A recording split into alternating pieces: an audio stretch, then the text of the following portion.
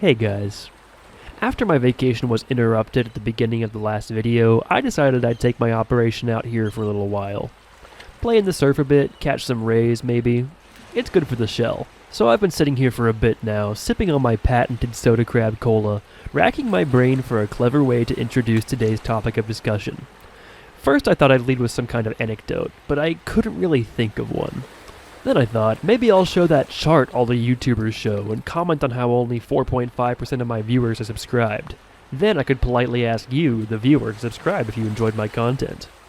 But of course, I decided not to do that, because that would just be obnoxious. After hours lost in thought, I was finally hit with an epiphany. I don't need to justify myself, I'm a crab-themed YouTube channel for fuck's sake, let's just talk about Crab Champions. Alright, so who likes Steam Early Access releases? Okay, you know what? That's fair. But this one is good, I promise. I found Crab Champions right when it started early access. I kinda missed the pre-release hype train around it, but when I finally found it, I was immediately enamored, and now I have over 100 hours in it. As a fan of crabs and all things crustacean, how could I not fall in love with it? It's so earnest in its premise, asking one simple question. What if you gave a crab a gun? There's also a few more what-ifs to go along with that little hypothetical. What if the crab could also slide around at high speeds?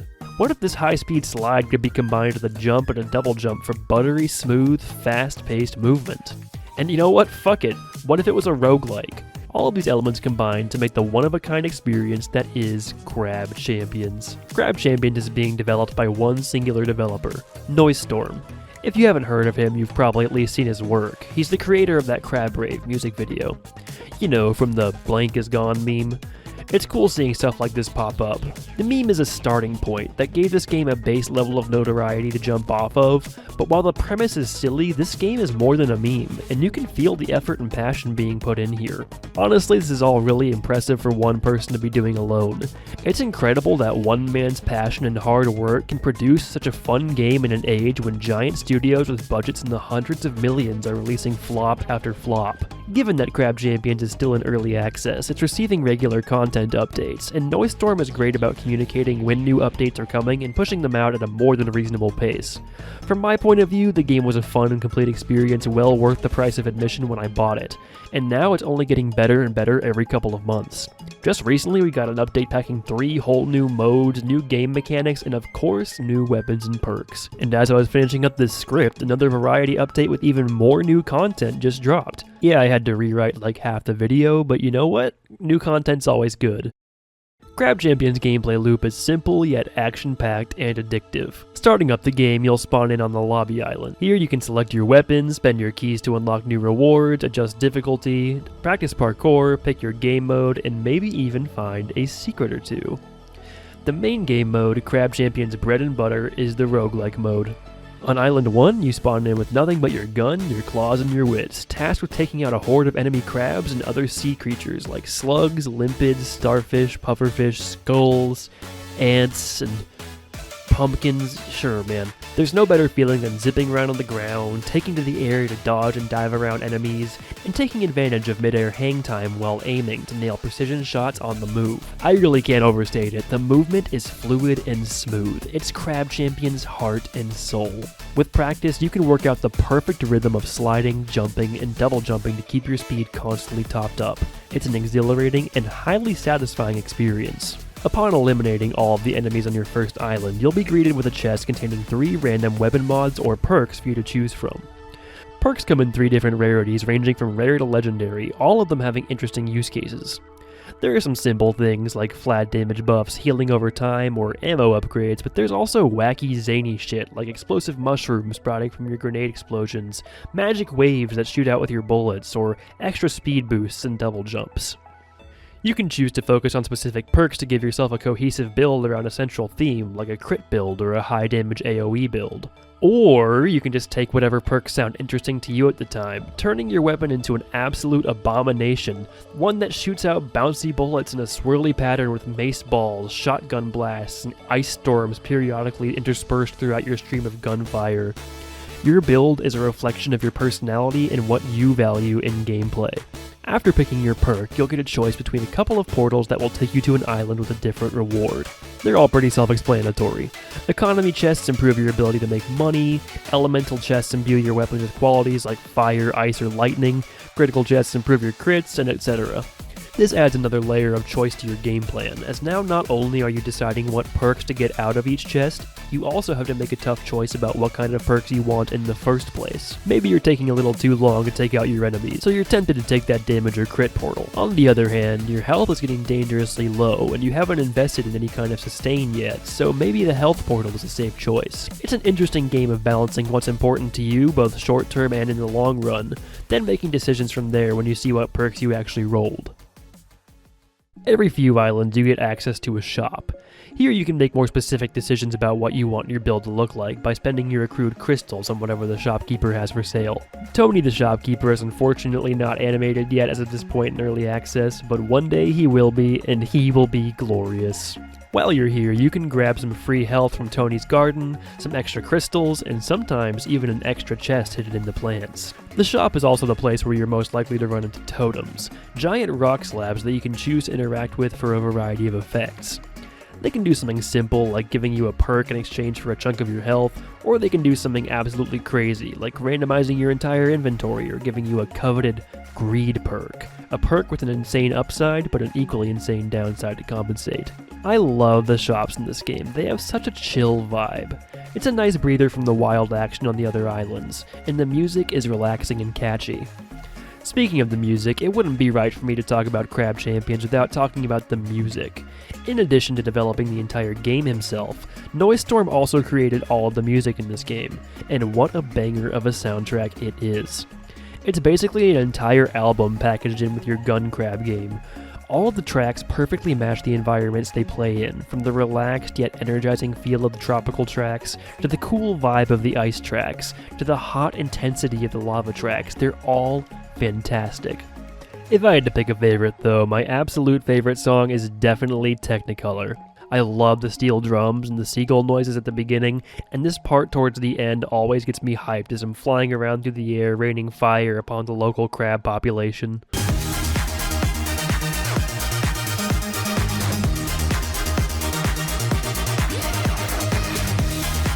After fighting through the first set of islands, it's time for you to face down an elite enemy as your last challenge before moving on to the next biome. These elite enemies have high HP and unpredictable attack patterns, making them dangerous opponents indeed. Some runs where you've been less lucky with damage upgrades might be grueling, long-haul battles of attrition against elite enemies, as you slowly chip away at their health a couple percent at a time, zipping around to avoid their onslaught. On the other hand, some runs are so blessed that you can just zap the first elite out of existence before it even has a chance to look at you. Such is the duality of Crab Champions, and that variance is part of why I love it so much. Sometimes it's a power fantasy, sometimes it's a nail-biting test of skill, but whether it's either of those or something in between, it's always a blast. Beyond the tropical islands, you move on to 3 other biomes: the ice biome, the desert biome, and the lava biome. The ice biome has some really awesome islands with ice physics that interact beautifully with the slide mechanics. It's not that often that a game truly nails ice physics, but here I'd say they're actually more fun than the standard movement itself. The lava biome replaces water with lava that hurts you if you step in it, and it has a lot of unique islands, some with choke points to test your DPS by unloading at the enemy and seeing what squeezes past, and some in large open fields that test your dodging ability. It really feels like the ultimate area, meant to put your build to the test. The desert biome is a little undercooked for now. It has a small selection of maps that can be a little janky, and it also lacks its own musical identity. But it is brand new, and I'm sure it'll be fleshed out further down the line. More areas are on the way in further updates, but for now, these 4 areas are all varied enough to keep things interesting. Upon reaching the final island, you engage in a fateful showdown with a boss. Currently there are 2 bosses in the game, King Skull and Giant Ant. They're huge enemies that are easy to hit, but they have tons of health, insane attack patterns, and the ability to summon reinforcements to keep up the pressure. Like the elite enemies, depending on your luck, this can either be an intense final boss fight, or you can melt their HP in 2 seconds. Assuming you conquer the final boss, you're rewarded with a legendary chest, a little bit of health, and keys to unlock new stuff back in the lobby. From there, you're free to claim your victory and return home a Crab Champion. But if that was the final boss, why are you even getting this legendary loot? The run is over, you don't get a chance to use it. The only useful thing here is the keys. Well, I'm glad you asked, dear viewer. If you're feeling brave or you're going for achievements, you can choose to loop right back to the first biome, keeping your loot and keeping the current enemy scaling. You can do this more than once. You can keep looping over and over again until your PC starts to melt every time you squeeze the trigger. By Island 200, you'll no longer just be a crab. No, you'll have ascended. You'll be an unstoppable death helicopter god flying through the air with dozens of double jumps, firing homing missiles and death lasers, evaporating any poor, unsuspecting enemy crabs from above before they've even fully spawned in. There's so much joy to be had just doing runs of Crab Champions, trying out different weapons and perk combinations and seeing how things turned out. I was so hooked when I started playing this game that it's now one of the only games I've ever shot for all achievements in, and I actually achieved it last update. The moment I unlocked that coveted golden crab skin was the proudest of my life. Unfortunately, my in-game progress got reset with a crash, so I lost the golden crab skin, and now there are more difficult achievements I need to catch up with. I'll get back there someday. When I wasn't grinding achievements though, I was having a blast playing this game with my friends. The multiplayer in this game is great, supporting up to 4 players in the roguelike mode. It's a perfect mix of cooperative and cutthroat. Sure, you're all fighting to survive together, and you all get your own loot at the end of each island, but shops, bonus chests, and totems become extremely competitive as you and your friends race to see who can get there and reap the rewards first. You might think you found the perfect weapon mod to complete your build in the shop, only to have it swept out from under you as your asshole friend swoops in and buys everything in the shop without even looking at it because he got better econ perks than you. This game's multiplayer manages to remain cooperative while still exhibiting the classic crab mentality. Now obviously this game is still in early access, so it's far from perfect. While the game is meant to be played over and over again, it's still a bit light on the content side. Granted, I actually think it's already a good deal for the price, but it could definitely use some more meat. Good thing that's actively being addressed with constant updates containing new modes and content for the main mode. Just recently, dual mode, arcade mode, and holdout mode dropped, and they all range from pretty good to fantastic. Arcade mode lets you live out your power fantasy, trying to kill as many enemies as you possibly can during the time limit. There's no perks, no scaling, just you shredding through base level enemies. It's not particularly deep, but it's low stress and fun to shoot for a high score. Holdout mode flips this premise on its head, giving you 1 hit point, with your only objective being to survive as many waves of enemies as you can. This mode has a lot of potential. It's a high stakes, high tension test of skill with no gimmicks or crazy perks to save you. It's just you, your movement, your aim, and your game sense versus the world. And as punishing as it is, as frustrating as it feels getting clipped by a projectile as soon as you feel you have a run going, it's extremely addictive and hard to put down. I'm hoping this mode can get padded out with more content in future updates. It's great fun as is, but this could easily be an incredible side mode.